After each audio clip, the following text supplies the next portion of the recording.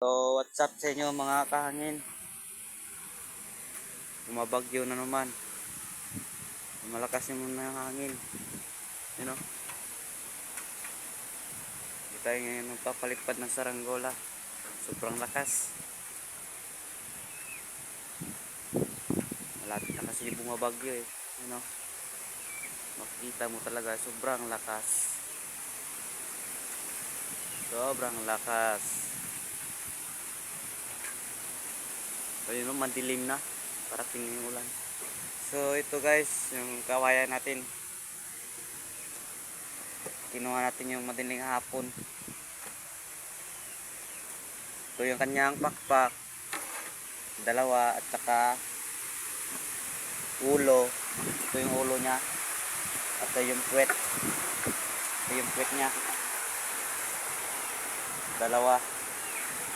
So gagawa tayo ng bagong saranggola naman. Panibagong saranggola. Ito hindi pa natin nakayas. Hindi pa natin nalinisan. Kasi malakas yung ulan at hindi tayo makagawa. Dahil bumabagyo. Kaya pinutol ko lang muna kanina. Yan ang ating kawayan.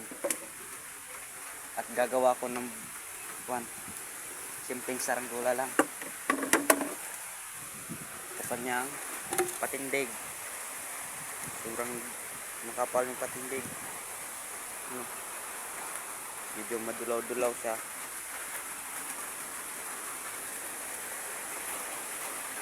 Yan natin saranggola ginawa. Gagawa tayo. Ang daming kawayan.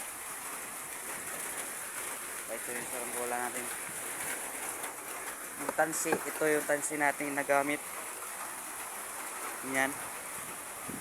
Yan mga kahangin, ito yung tansi nagamit namin. Kunti na lang natira. Wala tayong budget pambili. Tsaka yung saranggola natin kanina. Ito yung saranggola natin. Pinalitan ko ng sumba. Kapag na sumba, pinalitan ko. Ano, sobrang solid. Pinalitan ko ng sumba. Kasi mabigat yung sumba niya eh. Ano, ito ko pinagkali. Ayan natin saranggola. Ayan. Malakas naman siya. Pero malakas yung ulan, no? Tayo makagawa ng saranggola.